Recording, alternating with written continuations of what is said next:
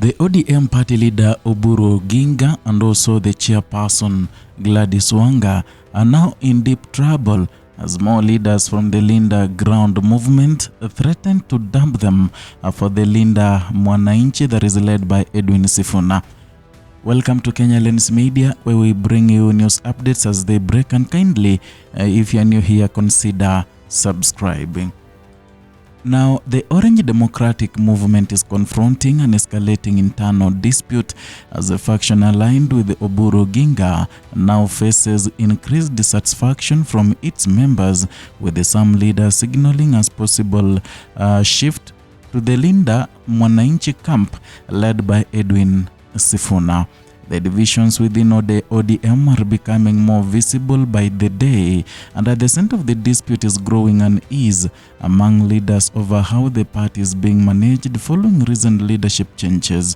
Several members of the faction aligned to Oburu have raised concerns about the internal decisions, particularly the removal of the former Secretary General Sifuna.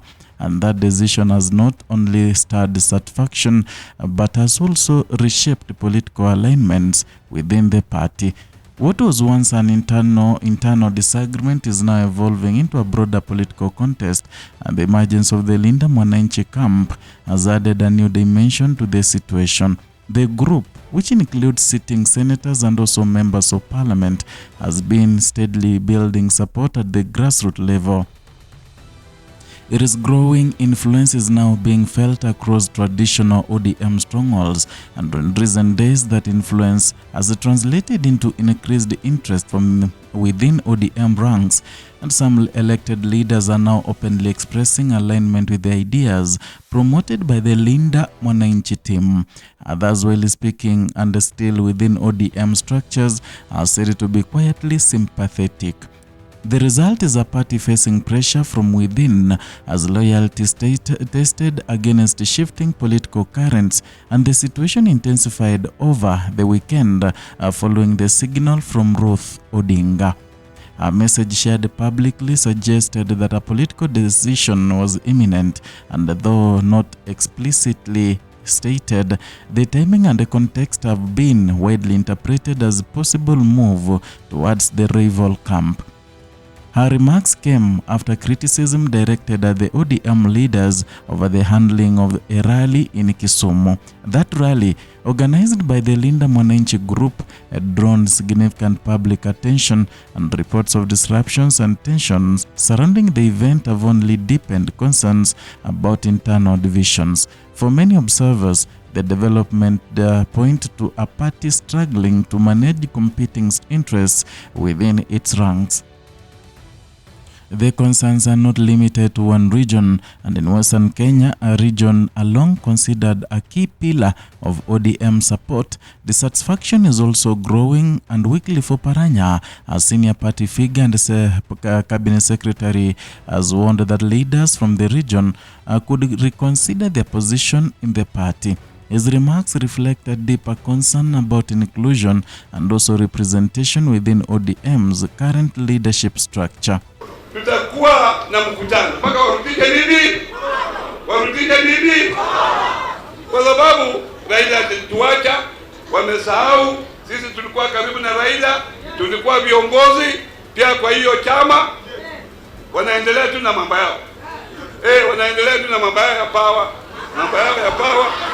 na wajui hata sisi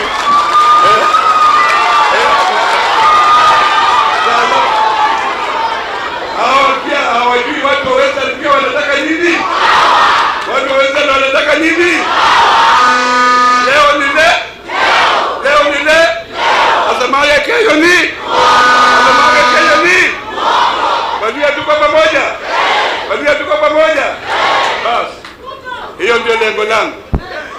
The message from Western leaders is clear. They are calling for recognition, respect, and also greater role in shaping the party's future. Failure to address these concerns, they say, could lead to a significant political consequences, and this adds another layer of complexity to an already tense situation. At the same time, voices within the Linda Mwananchi camp continue to project confidence. Godfrey Ososi has indicated that the movement is gaining support from within ODM, and according to him, a number of elected leaders agree with the group's direction, and even if they have not yet made a public move. He points to a structural and political considerations that may be holding them back. These include committee roles and development commitments tied to their current positions, and still, the suggestion is that underlying support for the movement is significant. The visible members of the Linda Mwananchi team include several prominent leaders, and among them are Edwin Sifuna, Godfrey Ososi, Babu Wino, Clive Gisairo, Anthony Kibagendi, Obadia Barongo, Karoli Omondi, Wilberforce Oundo, and Caleb Amisi. The team is also includes Richard Onyonka and James Orengo, and together they form a bloc that is increasingly positioning itself as an alternative voice within the broader ODM political space. Within the main ODM structure, the handling of Sifuna's removal continues to draw criticism. Millie Odhiambo has openly questioned the decision-making process, and her remarks highlight concerns about internal consultation and the consequences of leadership actions. According to her, the way the situation was handled was elevated and Sifuna's profile rather than diminishing it. This reflects a wider concern about how internal disputes are managed and communicated, and despite the tensions, there are still calls for unity, and some leaders believe that reconciliation remains possible. They argue that the party's long-term strength depends on its ability to bring together different voices, and this view is rooted in ODM's historical identity and as a broad-based political movement. However, efforts at reconciliation are facing conditions. The Linda Mwananchi camp has outlined specific demands that would need to be met before any talks can take place, and these include reversing certain leadership decisions and also reviewing key strategic directions taken by the party. Among the issues raised are the party's stance on alliances and its broader political strategy. These demands suggest that any path to unity will require significant negotiation. And on the other side, some ODM leaders are downplaying the situation.